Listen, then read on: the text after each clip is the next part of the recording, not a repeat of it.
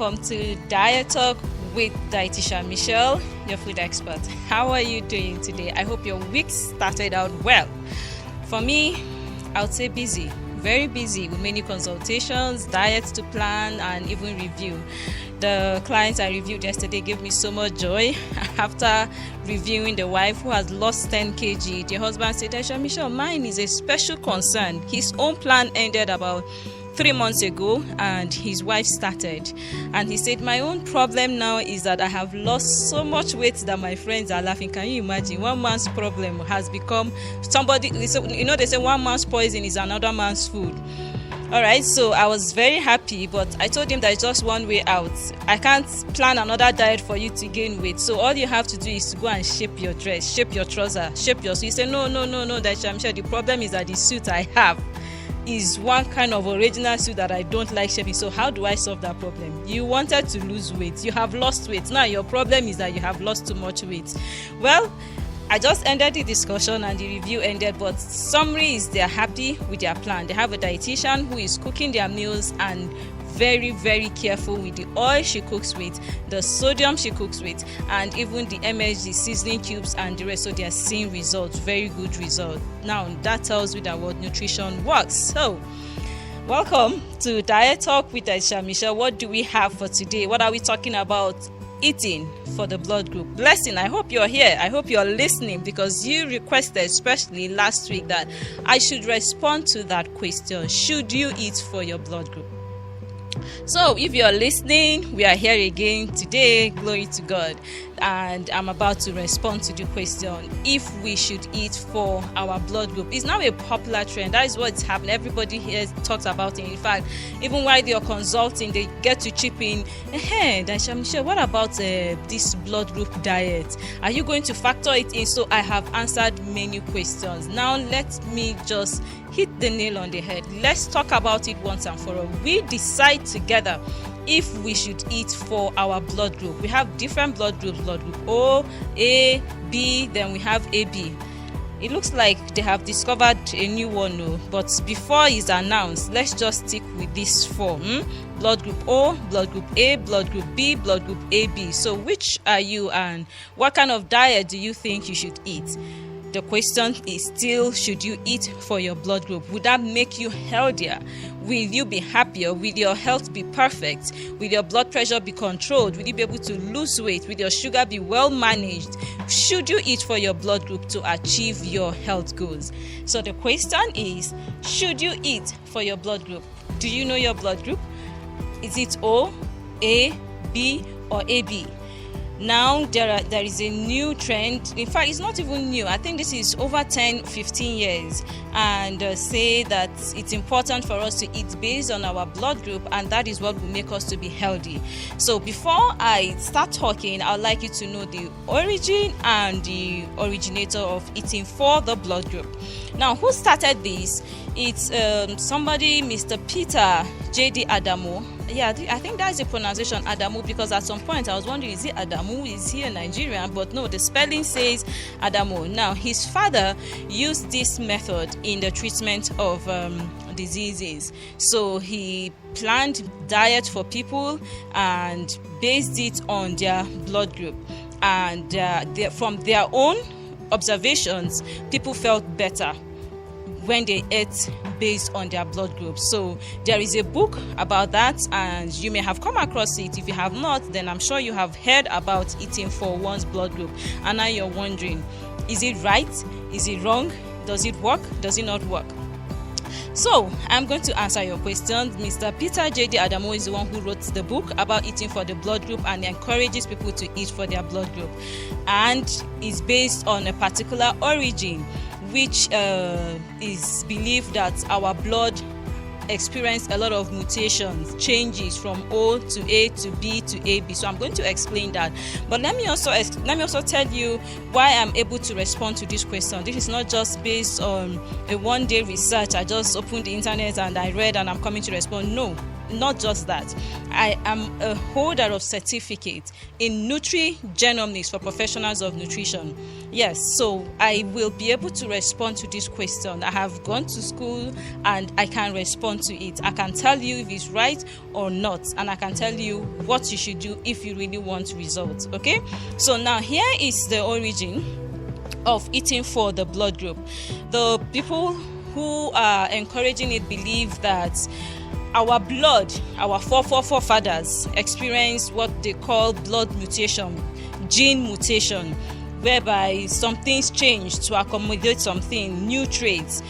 After the mutation, you are able to do some things that your forefathers couldn't do, or you're able to digest something that your forefathers couldn't digest. So that change in the gene is what they call mutation. So this is what they believe, that the first blood group that existed was the blood group O. Why? Because our forefathers then were hunters. So as hunters, they ate mainly meat. So if you can remember pictures of hunters, of our forefathers, when they tell us stories how they hunt down this animal, that animal, and they just roast and eat. So that was the main diet. That is why they believe that the blood group O people should eat what? Mainly meat. And that is what? A theory. And let me also say at this point that a theory is an idea that has not been proven. There is no scientific evidence. So that I'm saying this does not mean that I am adding to the research. No research has been done. So there is no scientific evidence to say that yes, it's true, that is actually what happened, and based on that we should eat like that. No, it's just a theory. Some people came up and thought about it and assumed and believed that that is what happened. So but until it's proven, it's still a theory. Let me even tell you about one theory that we were told in school. Charles Darwin says that we are origins of ape. Do you believe that? Human beings, that we originated from apes, is also a theory. So do you believe it? Well, if you do, I'm happy for you, but they have not proven it yet. So it's still a theory. It's still in the theory stage. We were taught in school. I'm also sure that my children will be taught, your children too will be taught, that yes, there is a theory that exists that human beings originated from apes. Now this theory about blood or gene mutation is also a theory. It has not been proven yet. There is no science behind it. So back to what I was saying. Blood group O people existed first, so they were mainly hunters. They ate a lot of meat, which is why those with blood group are advised to eat mainly meat. Then what happened? After many years, our forefathers started planting. They became agriculturists, they became cultivators, they started planting. They planted yam, cassava, rice, wheat, corn, they planted many things. And what happened? They started to eat. Okay, no, I don't think wheat existed that period though, but yes, many other grains and plant foods. So when they started to eat plants, they believed that the blood, the gene mutated. That mutation change occurred to enable them to be able to digest, absorb, and utilize the plants. So that now gave rise to the blood group A people, because they moved from eating animals, they moved from hunters to becoming cultivators. So they started eating plants, and that now changed their blood from O towards A. Another mutation happened. After many years, apart from the plants that they started to plant, they now started rearing animals. Yes, they started to rear animals. And not just to rear animals at home, but they also started milking. So they started to eat foods like milk. I don't know if there was technology for them to process yogurt that period, but if there was, then well, yes, yogurt is a dairy. So they also started to take those things. So they expressed milk from the animals and they started to drink. So they believe that another mutation happened. So from blood group A, mutation occurred, and we have what? Blood group B. Those people who can now eat animal, they can eat plants, they can also take dairies, they can also take milk. So if you're blood group B, then it means that what they say is that you can eat plants, you can eat some animals, and you can also take milk. If you ask me, I think that is actually my favorite. I would choose to be blood group B because they are in the middle, they can touch everything. But that is not all. The most recent mutation they believe occurred now gave rise to the blood group AB. These ones now started to fish farming started. So that is why those in this category are told to eat what? Fish. You can also eat fish. You can eat plenty of fish. So do you understand the origin now is based on a theory, something that has not been proven. So that is why we are reluctant. That is why dietitians are reluctant to say, oh yes, you can go ahead and eat it. There is no science. There is nothing. There is no base for that. So until it's proven, it's still a theory and it's just there. If you want to make use of it and it works for you, fine. But if you want science, if you want evidence, we have. There are many other proofs. There are many other healthy plans that you can follow to see results. So here is what I am now asking. For those who are the originators of this plan, my question to them now is, okay, fine. If you believe there was a mutation, does that now mean that after that mutation, one now loses the ability to even digest something before? Was it 100% mutation to say that from blood group O to A, there are two different diets? The blood group O people should eat mainly animals, then the blood group A people are pure vegetarians. They shouldn't eat anything meat. So nothing, no change, no ability to eat, process, digest, even if it's small animal. I mean, it's just not balancing. That is for me. Then secondly, for children who are now born with a genetic disorder, let's say a child now that has blood group O, but that child was now born with a genetic heart problem, would you now still say that based on this child's blood group, he or she should be placed on a blood group O diet, which is mainly meat?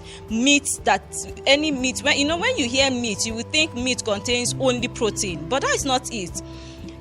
Sources of meat are sources of fat. You need to understand that. A portion of meat that will give you about 7 grams of protein will give you 5 grams of fat. So you need to pay attention to that.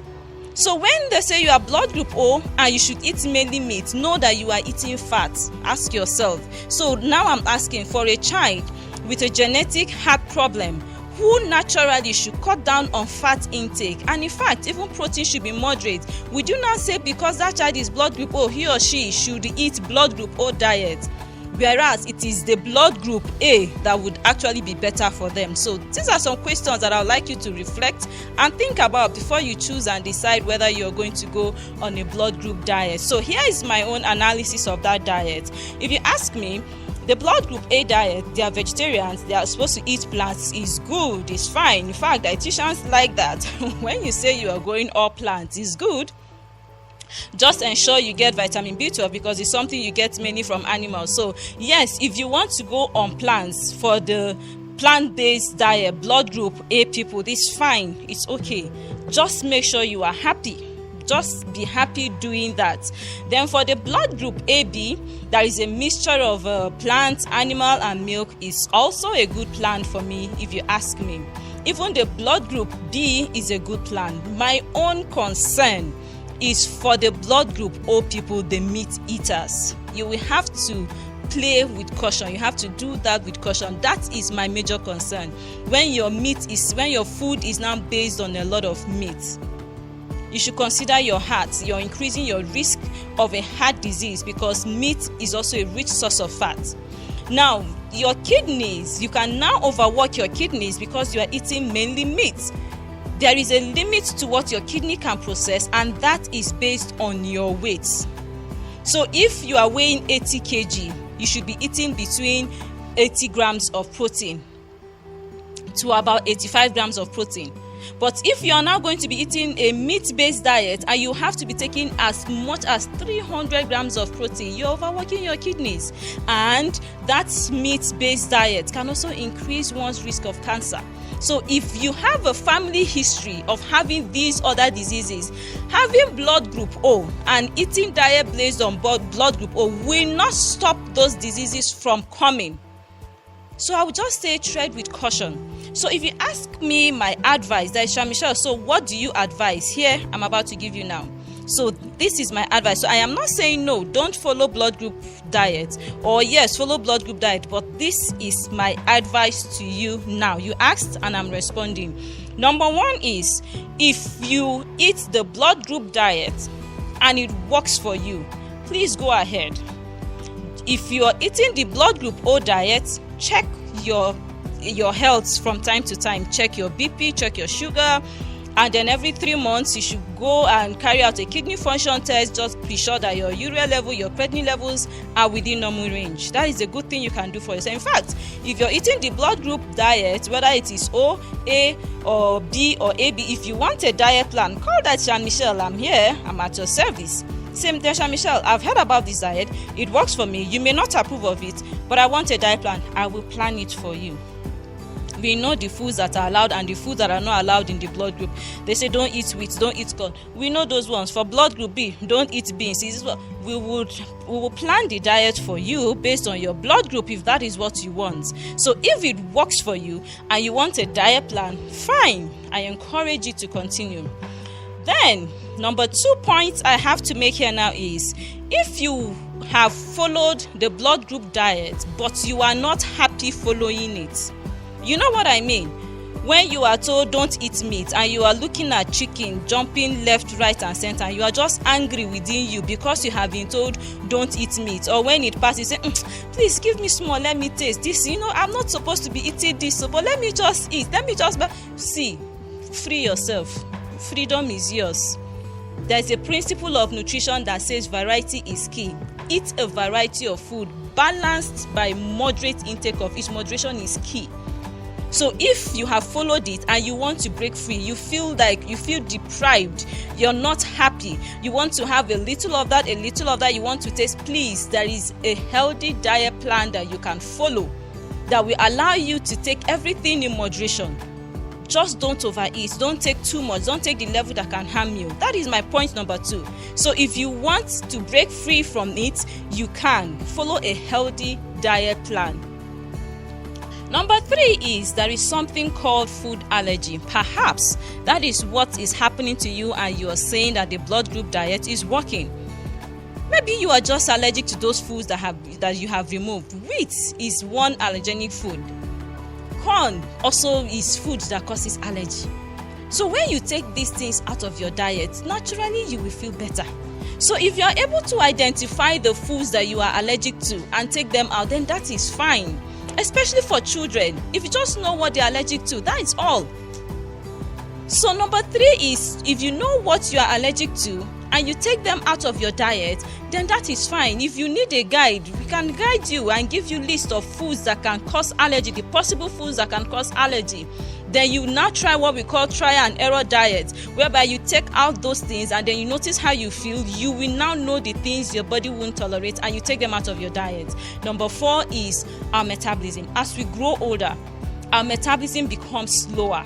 So the foods you could tolerate as a child, growing up, your system cannot just digest all of it, especially wheat, which is why when you take out wheat from your diet, you feel, I feel good, the blood group diet is working.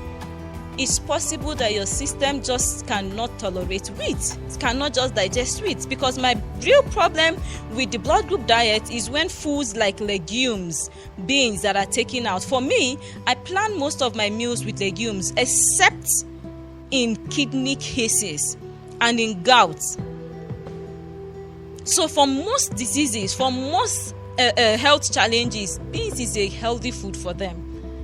So if you take out foods you're allergic to, that is fine. Then when your metabolism is growing older, you know what you shouldn't tolerate and you stop to take those things. That is good. Look, your body is your best doctor if you can learn to listen to it. Even to the timing that you should eat, listen to your body. That is all.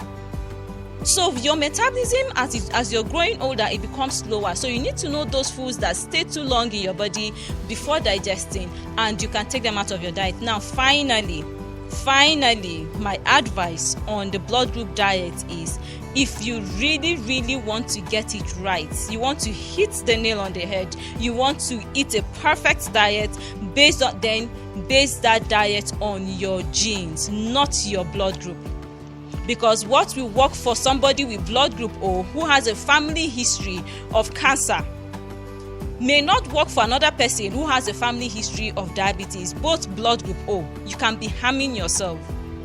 So the best thing that works is what we call genetic nutrition, personalized nutrition. So you see where my certificate in nutrigenomics comes very handy, very important, because I will be able to plan that personalized diet based on your genetic makeover. So it's called eating for your gene. All you need to do is to send your saliva for tests, and it's analyzed. Then the particular foods that should be removed from your diet based on your personalized genetic makeover will be removed. Then the foods that will suit your gene, not your blood group. Everybody, we are many now. We cannot all eat the same thing. We don't have the same situation. So if you must individualize your diet, if you must personalize your diet, then it is genetic nutrition. I also provide that service. If you want, let me not even mention how much it is so that I won't scare you. But if you want to hit the nail on the head, then it is genetic nutrition. That is the trend. That is science. That is now based on evidence. It has been proven. It works. Whereby you are eating specifically for your genes. So, I think I have talked for too long, but I have told you the origin, the originator, and what it's all about, my own points on this. So I haven't said yes or no.